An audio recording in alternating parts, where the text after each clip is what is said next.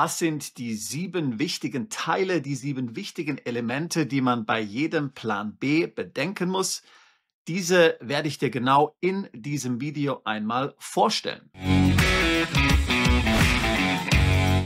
Noch ein kurzer Hinweis in eigener Sache. Die 7 Werkzeuge, die 7 Teile, die 7 Elemente eines Plan Bs, also das, was man bei jedem Plan B mit berücksichtigen sollte. Darum genau geht es bei unserem Plan B Schweizer Taschenmesserseminar in Zürich. Also was ich dir in diesem Video jetzt kurz vorstellen werde, darauf werden wir detailliert in unserem zweitägigen Intensivseminar in Zürich eingehen.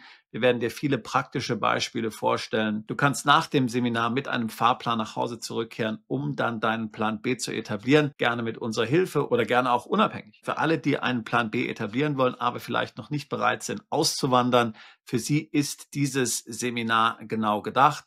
Ganz wichtig, du lernst dort Gleichgesinnte kennen, die genauso denken wie du, die vielleicht auch schon Teile ihres Plan Bs etabliert haben, die dir Tipps geben können, die dir sagen können, welche Länder gut sind, welche Dienstleister gut sind oder mit welchen man besser nicht zusammenarbeitet. Neben Daniel Taborek und mir wird auch wieder Generalaußerdiensten Erich Warth da sein. Er war ja lange Jahre Sicherheitsberater von Angela Merkel. Er kennt zum Beispiel Wladimir Putin auch persönlich. Er war ja auch schon bei anderen Seminaren, die wir veranstaltet haben, präsent. Wenn du dir überlegst, einen Plan B zu etablieren, dann ist natürlich die geopolitische Situation, welche Länder zum Beispiel sicher sind, was man geopolitisch beachten muss, gerade in der jetzigen Situation, wo es um Wehrpflicht geht, wo es um Krieg geht im Osten, ein Krieg, der möglicherweise Deutschland auch betreffen könnte. Du kennst sicherlich General Warth aus etlichen YouTube-Videos, wo er seine Position darlegt. Er gibt dir hinter verschlossenen Türen Tipps, die du sonst nirgendwo hörst, die den Raum auch nicht verlassen. Das gibt es nur bei unserem Seminar. Ich würde mich freuen, dich dort zu treffen. Details auf unserer Webseite, Link dazu in der Beschreibung zu diesem Video. Nun aber zu den 7 Werkzeugen, zu den 7 Elementen, den 7 Teilen, die Bestandteil jedes Plan Bs sein sollten. Das heißt übrigens nicht, dass du jeder dieser Maßnahmen, die wir jetzt hier gleich besprechen werden, umsetzen musst, aber du solltest zumindest darüber nachdenken, du solltest prüfen, sind diese für dich relevant oder nicht. Du kommst dann möglicherweise zu dem Schluss, dass du das eine oder andere nicht benötigst oder nicht umsetzen willst oder noch nicht umsetzen willst. Aber es ist wichtig, dass du darüber nachdenkst und es tatsächlich bedenkst. Werkzeug Nummer 1, Element Nummer 1 sind zweite Staatsbürgerschaften. Warum ist eine zweite Staatsbürgerschaft wichtig? Du sagst dir vielleicht, naja, der deutsche Pass ist ja wunderbar. Es gibt keinen Pass, der besser ist auf der Welt. Mit keinem Pass kann ich in mehr Länder einreisen, wie mit dem deutschen Pass. Das ist absolut korrekt. Der deutsche Pass ist einer der besten Pässe weltweit, wenn man über das Thema Reisefreiheit nachdenkt. Aber das ist natürlich nicht alles, worauf es bei einem Pass ankommt. Ich würde sogar sagen, es gibt mehrere gute Gründe, die den deutschen Pass problematisch machen. Der wichtigste Grund ist, dass es das deutsche Passgesetz gibt. Nach diesem deutschen Passgesetz kann dir der Pass entzogen werden. Ich meine nicht die Staatsbürgerschaft, aber das Dokument oder die Ausstellung eines neuen Passes kann verweigert werden, wenn du zum Beispiel deiner Pflicht als Steuerzahler nicht nachkommst. So heißt es im Gesetz. Das heißt nicht, dass du ein Steuerhinterzieher bist. Aber nehmen wir einmal an, du verkaufst ein Unternehmen und du ziehst dann aus Deutschland weg, vielleicht ins Ausland, bis das ganze steuerliche Thema dann endgültig abgearbeitet ist. Geht ja immer eine gewisse Zeit. Und nehmen wir einmal an, dass du dann mit der steuerlichen Veranlagung des Finanzamtes nicht einverstanden bist, die sich aus diesem Unternehmensverkauf ergibt. Nehmen wir einmal an, dass das Finanzamt sagt, du hast zu wenig Steuern bezahlt, du musst noch Steuern nachzahlen und du weigerst dich, dieses zu tun, weil du mit der Festsetzung des Finanzamtes nicht einverstanden bist. Das sind Dinge, die Mandanten von uns absolut passiert sind. Sie sind ins Ausland umgezogen. Es gab eine solche Auseinandersetzung zur steuerlichen Festsetzung und dann wurde dem Mandanten tatsächlich der deutsche Pass entzogen. Das heißt also, der deutsche Pass wurde entwertet. Man wollte also dafür sorgen, dass letztlich dieser deutsche Staatsbürger dann nicht mehr reisefähig ist. Gott sei Dank hatte der Mann noch eine zweite Staatsbürgerschaft, sodass das Ganze ihn dann wenig gekratzt hat. Aber dennoch natürlich ein unglaublicher Eingriff. Und das Gleiche droht übrigens auch, wenn du der Wehrpflicht nicht nachkommst, sollte also mal irgendwann die Wehrpflicht wieder eingeführt werden. So sieht es ja gerade aus, sollte der Spannungs- und Verteidigungsfall ausgerufen werden und du bist dann unerlaubt im Ausland. Auch dann kann der deutsche Pass dir entzogen werden, beziehungsweise die Ausstellung eines neuen Passes kann dir versagt werden. Dann ist es eben extrem wichtig, dass du einen weiteren Pass hast, um reisefähig zu bleiben, um mobil zu bleiben und nicht von dem deutschen Pass abhängig zu sein. Denn wir wissen ja, wenn wir jetzt über Themen wie die digitale ID nachdenken, dann wird in Zukunft alles mit der digitalen ID verknüpft werden. Konten, Visa, Aufenthaltsgenehmigungen. Und wenn dann der deutsche Pass entwertet wird, der mit all diesen Konten, Visa, Aufenthaltsgenehmigungen verknüpft ist, dann verlieren alle diese auch ihre Gültigkeit. Also das kann ganz dramatische Konsequenzen haben. Daher sollte sich jeder darüber Gedanken machen, ob ein zweiter Pass für ihn sinnvoll ist oder nicht. Den kann man über verschiedene Wege erwerben, zum Beispiel über Einbürgerung, indem man in einem Land 4, 5 oder 10 Jahre lebt zum Beispiel, aber natürlich auch über Citizenship by Investment. Sagen wir mal über eine Investition von ungefähr 100.000 Euro, da fängt es an, kannst du einen solchen Pass erwerben. Es ist dann wahrscheinlich, dass dieser Pass nicht besser ist als der deutsche Pass, denn ich habe ja gesagt, der deutsche Pass ist in puncto Reisefreiheit mit der beste Pass auf der Welt und damit bin ich nun auch schon bei unserem zweiten Element eines Plan Bs und das sind nämlich Aufenthaltstitel. Hast du einen neuen Pass erworben oder selbst wenn du dich dafür entscheidest, dass du keinen neuen Pass erwirbst, ist es wichtig, dass du Aufenthaltstitel in Ländern erwirbst, wo du dir vorstellen könntest, im Falle eines Falles, im Plan B-Fall ein Refugium zu errichten. Ein einfaches Beispiel zum Beispiel ist Dubai. Dort bekommst du ein Golden Visa, also eine Aufenthaltsbewilligung für 10 Jahre, indem du dort eine Immobilie erwirbst oder möglicherweise einfach einen bestimmten Betrag auf ein Konto in Dubai einzahlst und dort anlegst. In Dubai ist nun der Betrag relativ groß, da musst du ungefähr 500.000 Euro investieren, aber es gibt viele andere Länder, wo du praktisch überhaupt nichts investieren musst, wo du einfach nachweisen musst, zum Beispiel, dass du über 2.000 bis 3.000 Euro an monatlichen Einkünften verfügst. Dann bekommst du dort einen Aufenthaltstitel. In Mexiko ist es zum Beispiel so, dass du ein Vermögen von 300.000 Dollar umgerechnet nachweisen musst also du kannst ein Depot haben, du kannst Immobilien haben, du kannst ein Unternehmen haben, was auch immer. Wenn dein Vermögen mehr als 300.000 Dollar ist, dann bekommst du einen unbegrenzten Aufenthaltstitel in Mexiko. Kommt es nun also zu einem Lockdown, weil es zum Beispiel eine Pandemie gibt oder weil der Spannungsfall ausgerufen wird, dann wirst du mit einem solchen Aufenthaltstitel Deutschland hoffentlich verlassen können, weil du dann eben nach Hause zurückkehrst. Noch einfacher ist das natürlich, wenn du einen Pass hast, das ist ja völlig klar. Und du kannst dann diesen zweiten Pass, den du erworben hast, zum Beispiel über solche Aufenthaltstitel veredeln. Wir haben durchaus Mandanten, die dann 1 bis 2 solcher Pässe haben und in jedem Pass 4 bis 5 solcher Aufenthaltsgenehmigungen drin haben.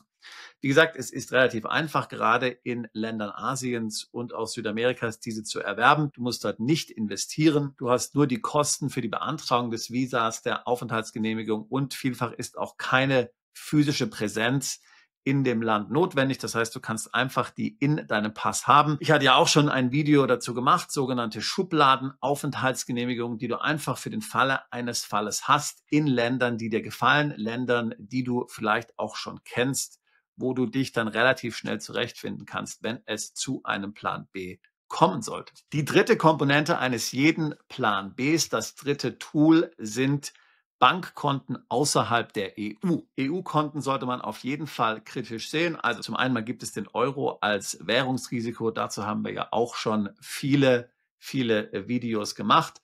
Dann wird 2029 das EU-Bankkontenregister eingeführt. Damit wird jede Ermittlungsbehörde in der EU Zugriff haben auf jedes Konto jedes EU-Bürgers und wird dort Transaktionen der letzten 5 Jahre detailliert einsehen können. Dann gibt es in jedem EU-Land sogenannte Enteignungsgesetze, also SAG-Gesetze. Wir haben es ja bei der Credit Suisse in der Schweiz gesehen. Das war nun keine EU-Bank, aber die Schweiz hat genau die gleichen Gesetze.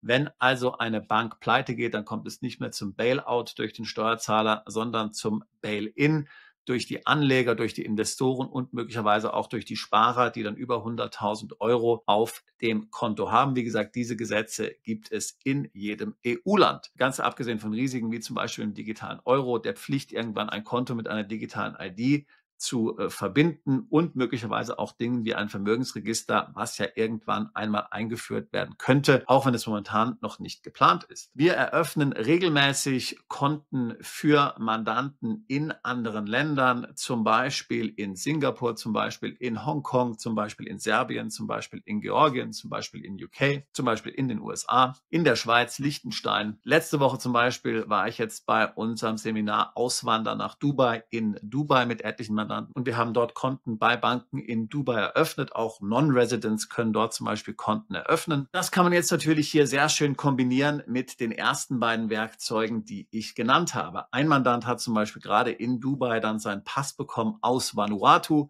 Er ist also mit diesem Pass aus Vanuatu zur Bank gegangen in Dubai, hat dort sein Konto eröffnet. Das ist dann nicht mehr mit dem deutschen Pass verlinkt, sondern mit dem Pass aus Vanuatu. Ein anderer Mandant hatte in der Zwischenzeit schon einen Wohnsitz in Serbien eingerichtet. Serbien nimmt ja nicht am automatischen Informationsaustausch teil. Er hat also dieses Konto in Dubai eröffnet mit einem serbischen Adressnachweis, sodass es dort dann eben keinen Informationsaustausch geben wird. Das sind gute Beispiele und dazu werden wir natürlich dann auch auf dem Seminar in Zürich reden, wie eigentlich diese Werkzeuge untereinander dann kombiniert werden können. Das Gleiche gilt natürlich auch für Depots außerhalb der EU, aber für Depots gelten natürlich auch andere gesetzliche Bedingungen und zum Beispiel sind Depots nicht von dem EU-Kontenregister betroffen, das 2029 eingeführt wird. Tool 5, Maßnahme 5 eines jeden Plan Bs ist die globale Vermögensdiversifikation. Wenn du dir um Dinge Gedanken machst, wie zum Beispiel Vermögensabgabe, möglicherweise auch eine Schuldenkrise, möglicherweise Enteignung, Lastenausgleich und was da alles so möglicherweise irgendwann mal auf uns zukommen wird,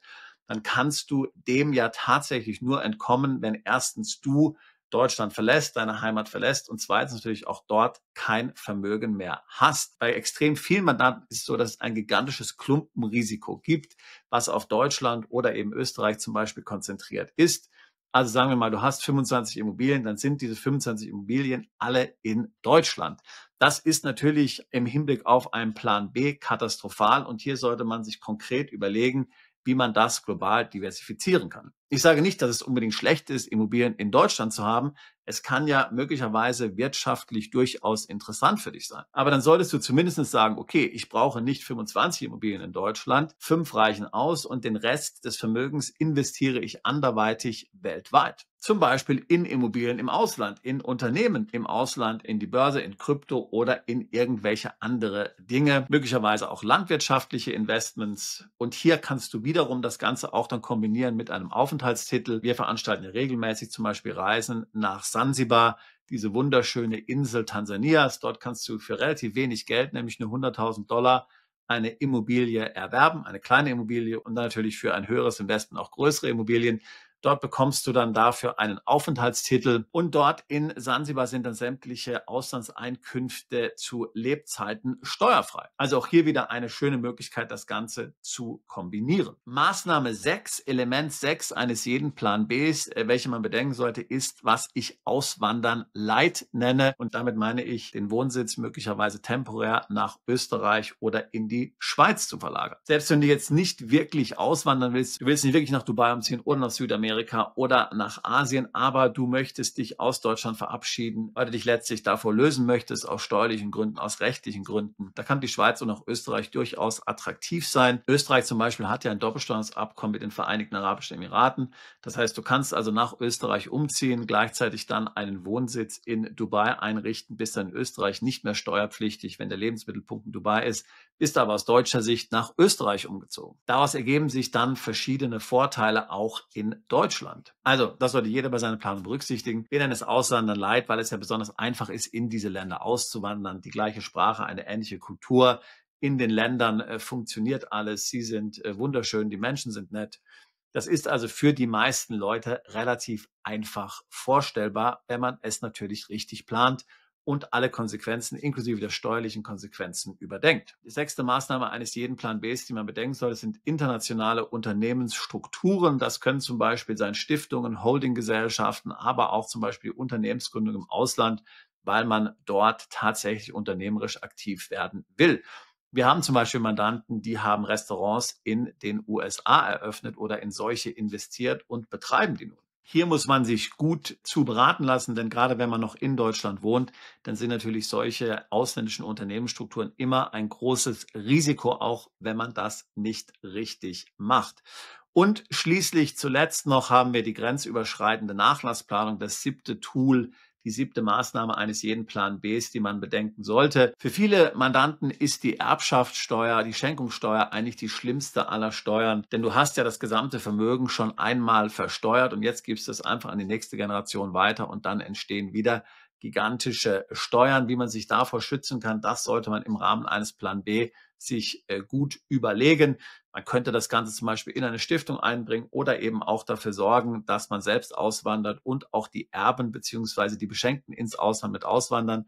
Dann gibt es bestimmte Fristen, die zu beachten sind. Wenn du aus Deutschland wegziehst, vielfach 5 Jahre. Danach ist man dann frei zu schenken, wenigstens wenn es kein deutsches Vermögen gibt. Das sind sie, die 7 Maßnahmen eines Plan Bs, die 7 Teile eines Plan Bs, die jeder mit berücksichtigen sollte, der einen wirkungsvollen Plan B etabliert. Wie gesagt, manche werden zu dem Schluss kommen, dass nicht alle Maßnahmen notwendig sind. Vielleicht musst du kein Unternehmen im Ausland gründen, vielleicht kommst du zu dem Schluss, dass du keine zweite Staatsbürgerschaft brauchst. Vielleicht hast du ja auch schon eine zweite Staatsbürgerschaft, aber jeder sollte planen, jeder sollte bedenken, wie er damit umgehen kann. Die Umsetzung dieses Plan Bs, das kannst du auch noch machen, wenn du in Deutschland wohnst. Das ist alles komplett legal, da gibt es keine Meldepflichten.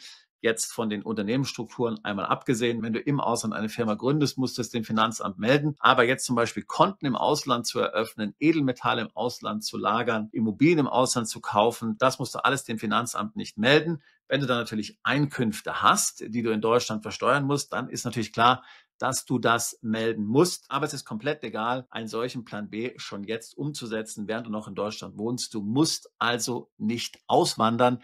Das macht es ja für viele so attraktiv. Wir können dich natürlich bei der Umsetzung zu diesem Plan B begleiten. Wie gesagt, der Event in Zürich, das Seminar, ist ein sehr guter Einstieg in das Thema, wo du die verschiedenen Aspekte eines Plan B kennenlernst. Hinterher kann man das Ganze dann intensivieren. Wir machen zum Beispiel regelmäßig individuelle Workshops mit Mandanten, wo wir dann uns zusammensetzen für einen halben Tag, für einen ganzen Tag und mal das Ganze von A bis Z durchplanen, diese 7 Maßnahmen, wo wir uns dann eine große Weltkarte anschauen, die verschiedenen Programme im Sinne von Aufenthaltsgenehmigung anschauen und uns einmal dazu Gedanken machen, welches jetzt konkret für dich passen könnte, welcher Pass für dich passen könnte und wie wir das Ganze dann eigentlich umsetzen in Kombination mit Kontoeröffnung, möglicherweise noch Firmengründungen im Ausland. Aber wie gesagt, viele Mandanten machen das dann auch komplett selbstständig. Sie wissen dann eben aus dem Seminar, auf was sie zu achten haben, was die Fallstricke sind, was die Risiken sind. Sie lernen auch Gleichgesinnte kennen, die sie auf diesem Weg begleiten sollen. Also wie gesagt, dieses Seminar in Zürich ist eine tolle Sache, aber auch wenn du nicht daran teilnimmst, dann kennst du jetzt die 7 Elemente, auf die es ankommt. Wenn du dich also mit einem Plan B auseinandersetzt, wenn du das Ganze für dich etablieren willst, dann sind das die verschiedenen Teile, die zu einem Plan B unbedingt dazugehören, beziehungsweise wo man abwägen sollte, ob die relevant sind für dich oder nicht. Also ich würde mich freuen, dich in Zürich begrüßen zu dürfen. Ansonsten natürlich noch gerne ein Beratungsgespräch buchen. Link dazu ebenfalls in der Beschreibung dieses Videos. Wir tun seit fast 20 Jahren nichts anderes als Mandanten genau bei solchen Themen zu beraten. Ich selbst habe Deutschland vor 25 Jahren verlassen, habe die EU vor 25 Jahren verlassen und habe es nicht bereut. Aber wie gesagt, um einen Plan B zu etablieren, ist das nicht mal notwendig. Ich würde mich freuen, auch dich als bald zu unserer Mandantschaft zählen zu können. Bist du Unternehmer, Freiberufler oder Investor? Zieht es dich schon lange ins Ausland? Mach heute den ersten konkreten Schritt in eine Zukunft mit mehr Geld und mehr Freiheit. Buche ein Beratungsgespräch mit Sebastian und seinen Kollegen. Unsere Kanzlei unterstützt Mandanten wie dich dabei, deine Steuerlast legal zu reduzieren, Vermögen aufzubauen und zu schützen und deine persönliche Freiheit zu maximieren. Profitiere jetzt von unserem Fachwissen und unserem Netzwerk. Gehe zu mandatierung.com und werde Mandant unserer Kanzlei.